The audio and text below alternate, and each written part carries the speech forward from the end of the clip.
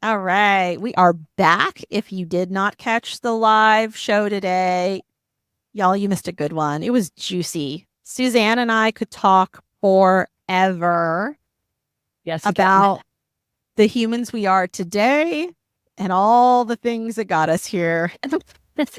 And how we help people become better humans too. That's right. And because of that, why we can help people become better humans too. Absolutely. And, I love that.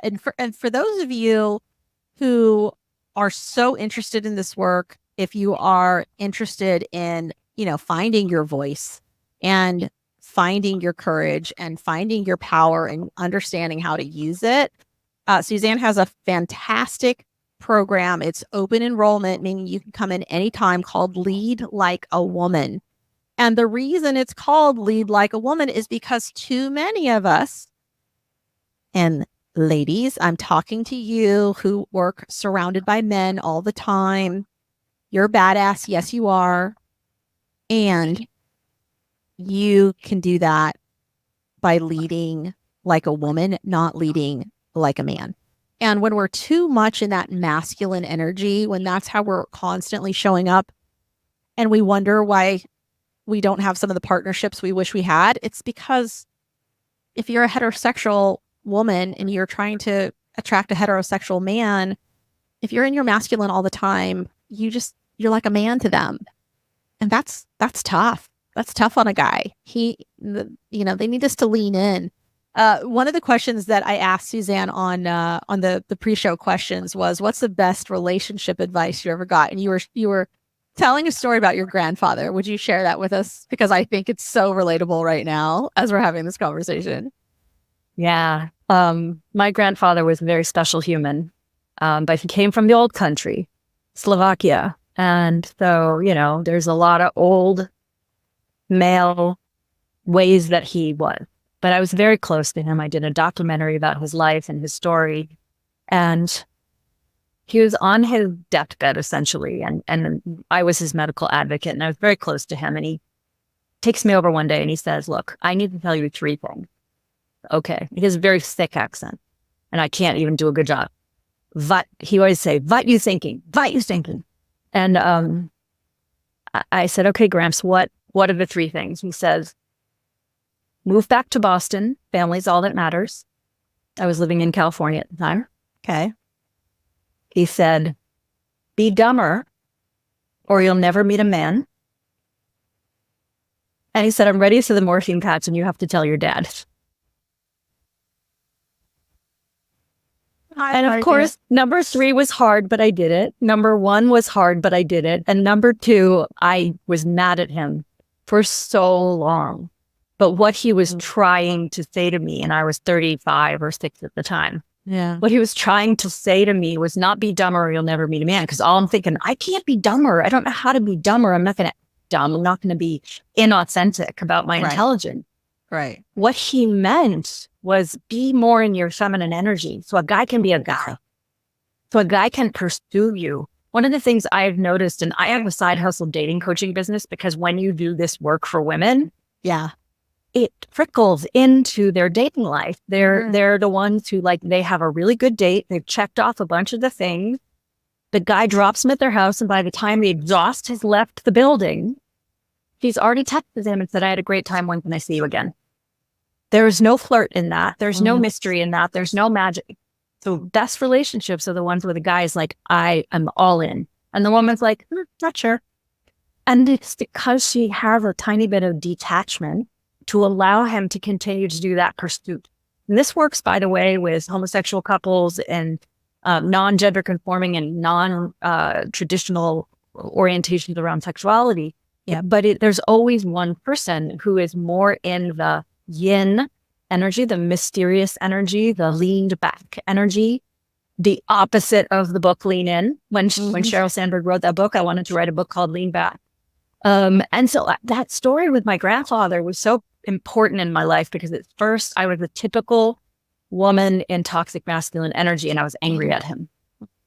But as I let it saturate, as I said, why is he telling me this? Because then he passed. Yeah. And so I couldn't go, Grandpa, what did you mean? I had to really sit with it. And I give him credit for starting my feminine energetics journey. That's really good. It reminds me of watching movies where when the woman is running away and then she always trips and falls, or there's always some like thing she does that I always go, wouldn't do that. Like I have those moments and then I remember like, oh, the reference point of whoever wrote the script is a man who's, he's actually portraying like just how feminine that this woman is, that she wouldn't be able to, to the point of like not being able to even defend herself in this way, which is like an extreme version. But I was just like, but this is fascinating because it also kind of gets into the psyche of a man's view sometimes of that and what it looks like. Right. And one thing I will say is I always learned like if you're going to go run like in the park in the early mornings, don't wear a ponytail because you look more susceptible to someone that might be trying to attack you. And I was like, okay, in those instances, we want to be right a little more off-putting. We don't want to attract the wrong thing into our life. And it's such a balance and it's such an ebb and flow to figure out those things. And I know for myself, like, yes, I can mow my own lawn, but do I want to? No. Like, am I excited when the men in my life show up and are happy to do it? And they're like, they feel so good. And am I happy to tell them how beautiful the lawn looks and thank you so much for coming 100%? And I think that's the difference, right? Your grandfather wasn't trying to tell you that you needed to be dumber. He was just like, hey, like, yes, you're capable and great. Know that, right? It's your superpower. You're capable. You can do the thing. And like holding on to that power sometimes, not always needing to unleash it into the world, letting other people step up and do that. And I think that's a beautiful way we can allow our partners and the men in our lives to also, get their flex on. Makes them feel good. It makes us feel good and everybody wins. And it makes them feel good. And that I think is the key. They say happy life, happy what? Happy wife, happy life. Yeah. Right. And what that is really about is like when the woman feels like she is treated like a queen, even if it's just mowing the lawn. Mm-hmm. I always say we're quite simple being. Do something nice for us and give us a cuddle and tell us you love us. Mm-hmm. And we're just like so happy. Yep. And we can make it more complex than that. We can make relationships more challenging than that, but do they need to be? It doesn't mean you can't have deep conversations. It doesn't mean you can't do crazy fun things together. Right. But if we take it and boil it down to its simplicity, we are biologically different. Luann Brizendine wrote 2 amazing books I recommend to anyone. I have nothing to do with her. I just love her work. One is called The Female Brain and one is called The Male Brain. She explains the neuroscience and the neuropsychology of our hormonal development from the moment of conception to the moment of menopause for women and andropause for men. And she really explains the dynamics of our hormones and how they have to play. And it's fun because she names all of the hormones after the Greek god. So like Zeus is testosterone and Hera is estrogen. And it's really, really fun. And I just think she's very clever. Not without controversy, because isn't that true of everyone? Right. But I just think that she did a great job of helping understand why we're different and how we're different. And it makes a huge difference. Ooh, I love that. I'm definitely going to pick up those 2 and read them. I read like 15 books a month. So they're going on the list. I know. I love it. And I love stuff like that. You're on Audible at 2.5 speed. Oh, I'm at about a 1.75 to 2 is my Audible when I'm listening to a book. Yeah, absolutely. Because and it's so funny because people have said to me, they're like, how are you getting any of that? I'm like, it's actually the only way I can listen to it. If it's not at that speed, it's too slow and I'll zone out. But when it's fast like that, my attention is there and I'm really listening. So that's my hack. I love it. And that is definitely trained hustle culture behavior, right? Let's just be honest. Let's call a spade a spade. Yeah, I still am the only woman I know who actually listens to Audible at 1.0. Oh, wow. Wow. I think that's impressive because I'm like, and honestly, it depends on who's reading the book too. Oh, sometimes I'm like, you know what? Never mind. I'm just going to read it myself. Like sometimes I just got to open the book and read for myself. Yeah. And the crazy part is when I am self-reading, like it's at a normal pace. I'm not like a speed reader in that sense, but I am a speed listener for sure. For sure. I like to really pay attention and hear it on fast. I love that. So the female brain, the male brain. Tell me her name again. Luann Brizendine. Luann Brizendine. Awesome. Yes, definitely. And then earlier we also mentioned the 5 love languages, which is Gary Chapman. So I want to mention that to everyone as well. Phenomenal book. It's a fun one. It's a short read. You could have your whole family read it. You could go on the website and take the free quiz. It's a fun dinner conversation to know what the 5 love languages are and to decide for each other, like, what do you think that person's love language is? And do they have more than one? Do they give in one language and receive in another? I think those are all fascinating things. And they're a really beautiful way to show up with the people in your life that you love, because then you can go, oh, so-and-so really loves words of affirmation. Maybe I'll do a better job of telling them how much I appreciate them and how great they are, versus someone that might love, some affection. They just need a hug. It's as simple as that when we're in each other's love language. But I love this, the male and female brain. I've been doing a lot of stuff on neuroscience this year.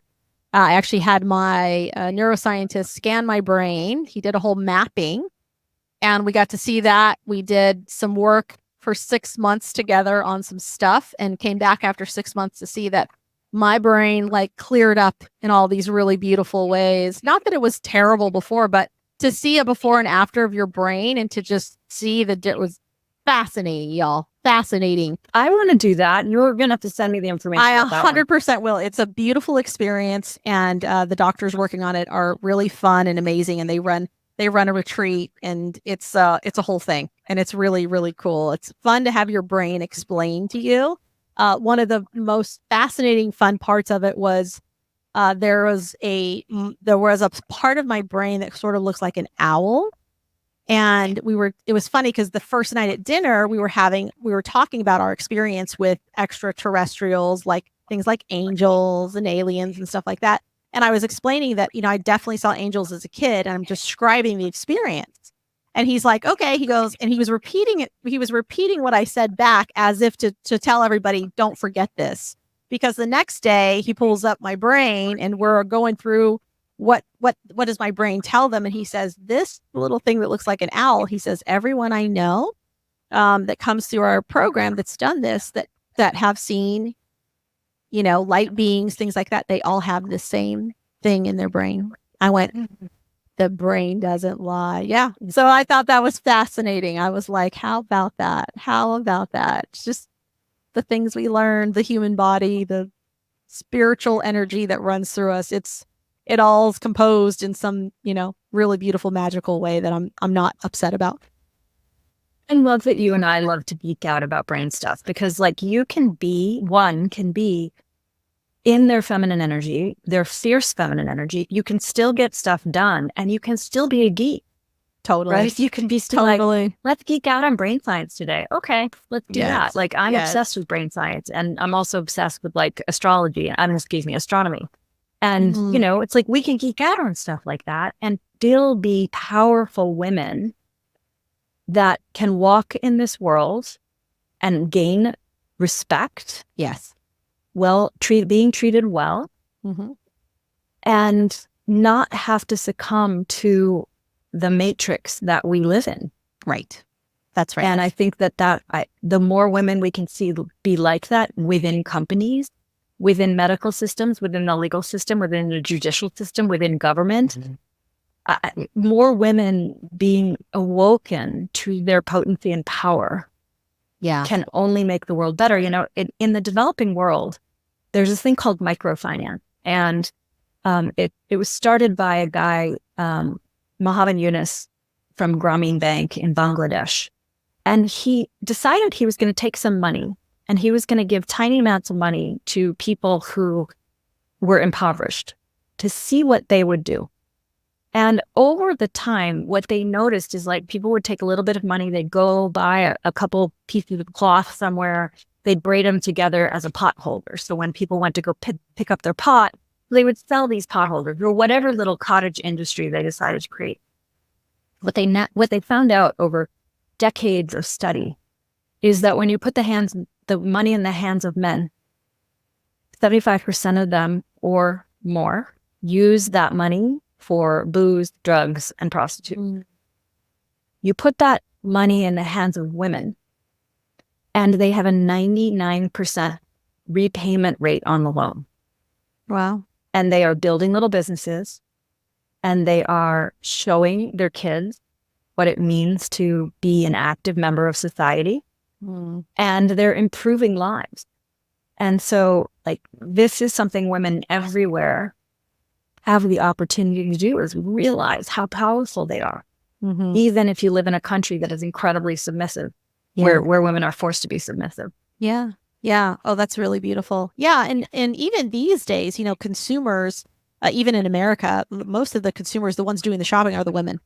So I don't know if that's a stat that's familiar. I don't know what the actual statistic is, but it's super, super high. It's basically women are the shoppers. So when you see things on TV, almost always marketing stuff is geared for us. It's to appeal to us. That's why there's a Hallmark channel.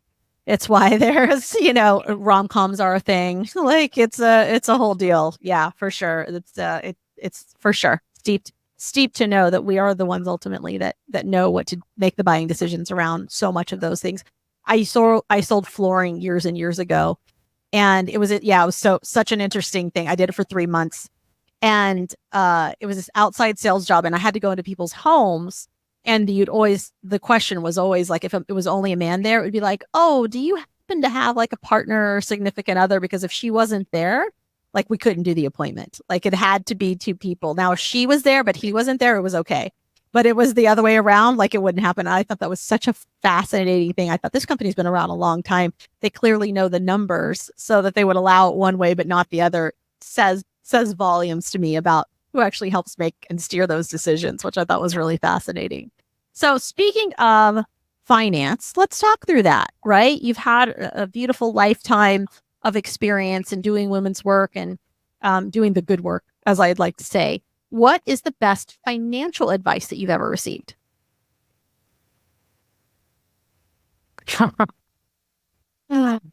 It's actually advice against something that I didn't listen to. Oh, those are the hard lessons, but they're so good. It was the best. No, it turned out beautifully. So it was 1997. I was living in San Francisco. I was working in Web 1.0 back in the day. Was one of the very early architects on the web. And I decided I was going to buy a house in San Francisco. Wow. And all of these older men that were friends of my parents were like, Susanne, even if you pay $3,000 a month to rent the best place in the city, your money is going to do much better in the stock market or in the banks, back when you got good interest rate in cash funds, mutual funds. And you shouldn't buy a house. You shouldn't. And then the other reason I would get not to buy the house is, what if you buy the house and the man you meet doesn't like the house? So everything was being decided for me, put on me by this male paradigm. Like, don't spend the money. It's not the right way, little girl. And don't buy the house. What if your man doesn't like it? Okay. So basically I said F you to all of them. And I bought this house because what I knew that they didn't know is that this was the beginning of the .com era. And I was able to sell that house 7 years later for more than double what I paid for it. Amazing. And so my intuitive knowing of what was happening around me, because I pay attention and I could see what was happening with housing prices back then.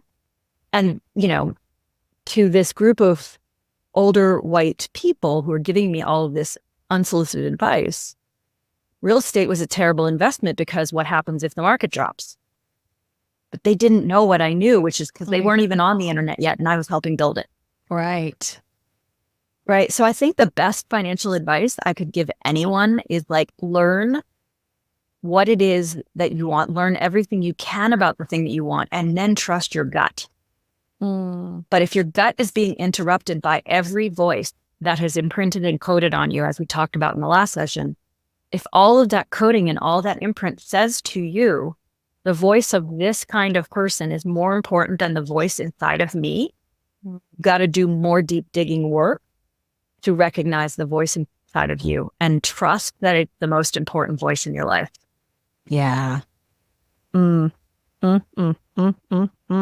So good. So good. Yeah. So oftentimes I feel like as children, we we get that little nudge, and it's like that's our invisible friend, right? And so we listen and we go along with it, and somewhere along the way we lose the invisible friend, and other people's opinions start becoming important. And I think that's such a societal thing. Like, what is the fix? What is the fix? Do you have a solution for that? Like, if we could fix something, does it start in our school system? Does it start with like a know yourself class? Like, what do you think is like, what is the one class, if we could introduce it to the, elementary school age children, do you think would make such a difference?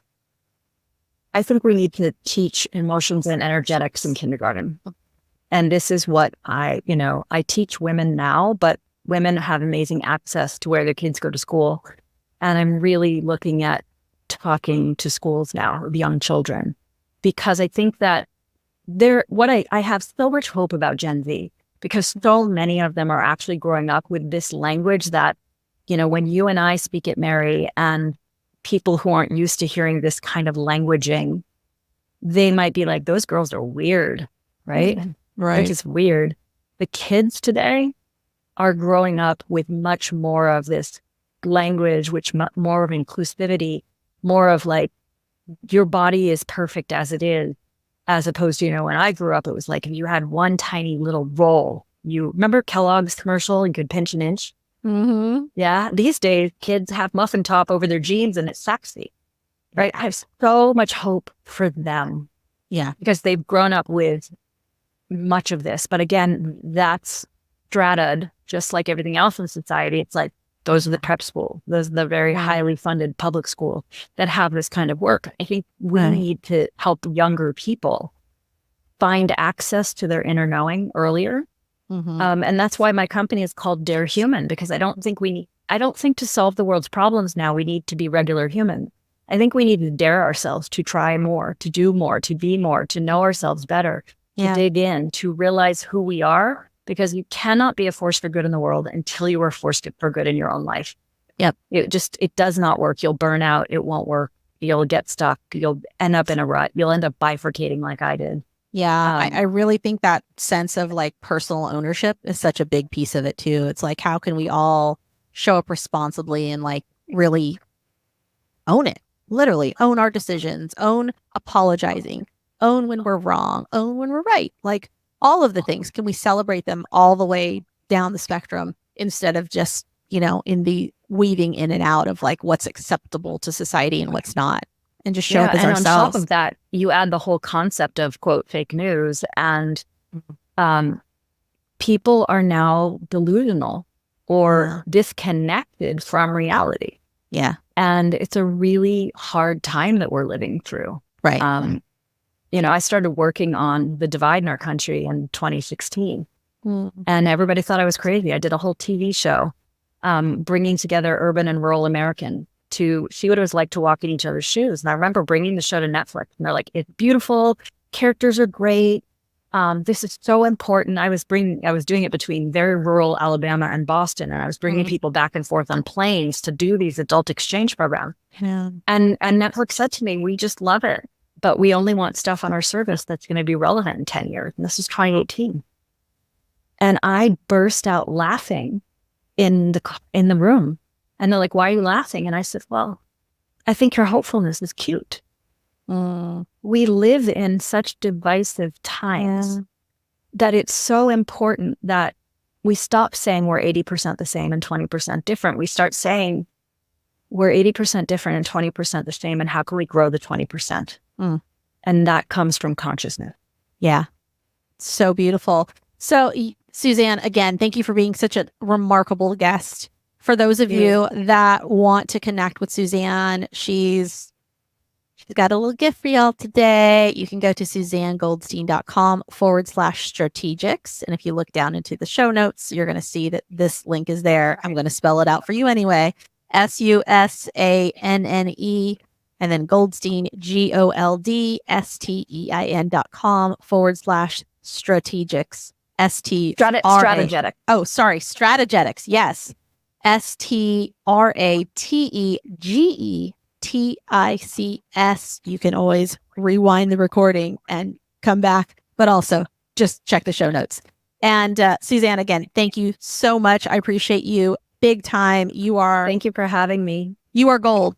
So it's no surprise to me that Goldstein is in your last name, because you are gold. And thank you for bringing your heart to the show today. I appreciate it so much. And so do the listeners and those viewing. Mary, this has been a blast. Thank you so much. Absolutely. And with that, we will see you all back here. Feel free to check out all of the extended versions here on the channel. We have a lot of fun. And if you missed the live show, there's always the live show you can go back and watch on BBTV, or you can also catch it on the podcast version if you want to catch the audio. So with that, wishing you all a fantastic and beautiful week, and enjoy your summer. We'll be back here next Wednesday.